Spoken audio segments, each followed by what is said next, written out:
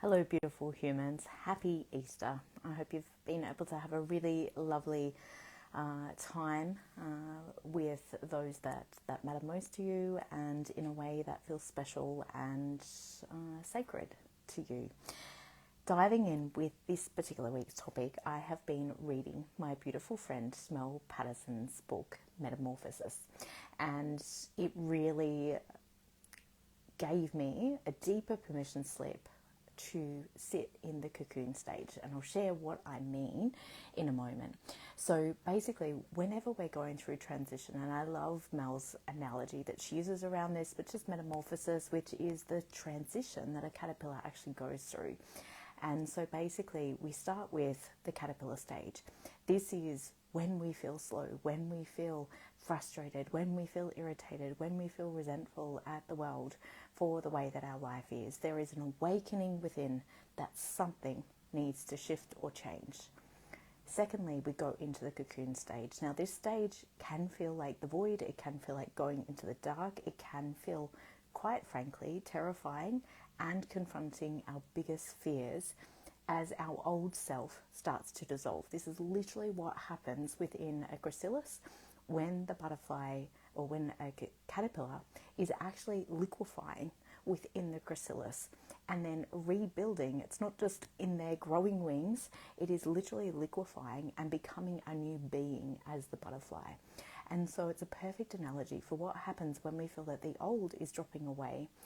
And we may feel in this process lots of fear, lots of old identity. I don't know who I am anymore, feeling lost, feeling disconnected from ourselves. And there can be a tendency, particularly in this stage, to try to get to the emergent stage, which is the third stage, where the caterpillar is in the struggle of breaking out of the chrysalis and becoming the butterfly.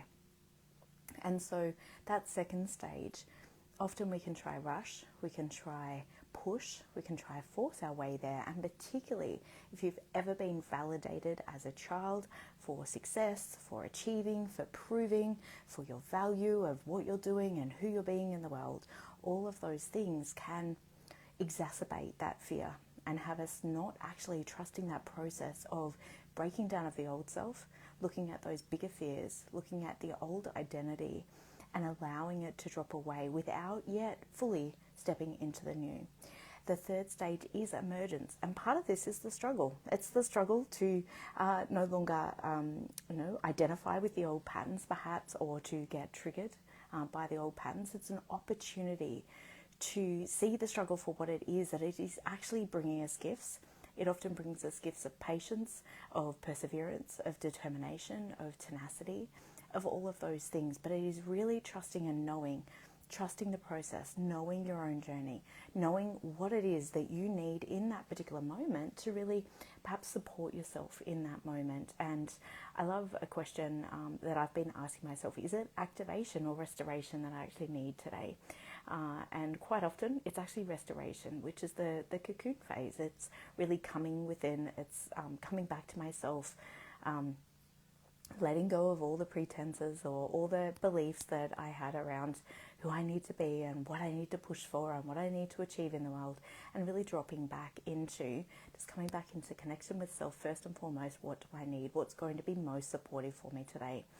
As I said, that third stage, the emergence stage, is literally when we're struggling to break out of the old self, to break out of the chrysalis, to emerge as a new being into this next life. And as I share this, this is really the experience of perimenopause as well. Like, it's letting go of so many of the people-pleasing identity and the fawn response, and trying to keep everyone happy and taking responsibility for everybody's feelings and for everything.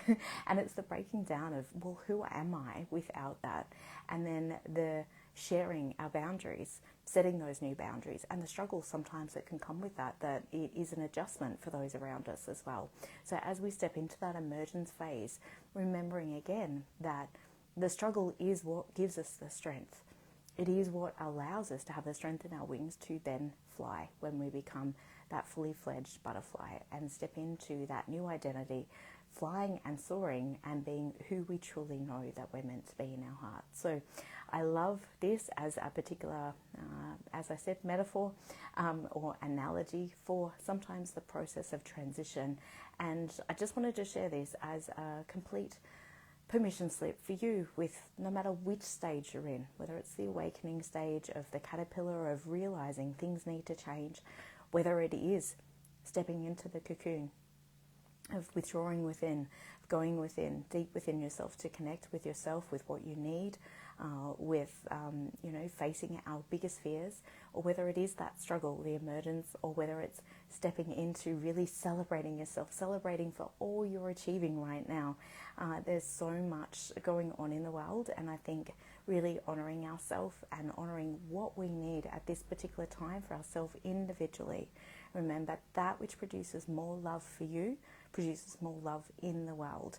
That which we do, which creates resentment, anger, is not love, even though we can be doing those things with an intention of giving love.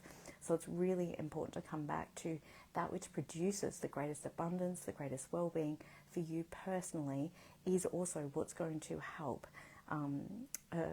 just spread more love, more harmony, more peace in the world. But remembering those 4 stages, give yourself permission, whichever stage that you're at. Don't try and force it, don't try and rush it, don't try and be somewhere other than where you currently are. We often do that because we believe that we're going to feel better. If only I could just X, Y, Z. One day I'll be happy when I achieve X, Y, Z. And so we put all this pressure on ourselves rather than really appreciating where we're currently at, what that process is actually serving us and how it's serving us, and also what we've got to look forward to moving forward. So I hope that's been truly helpful for you. Sending you lots of love and wishing you a great week ahead.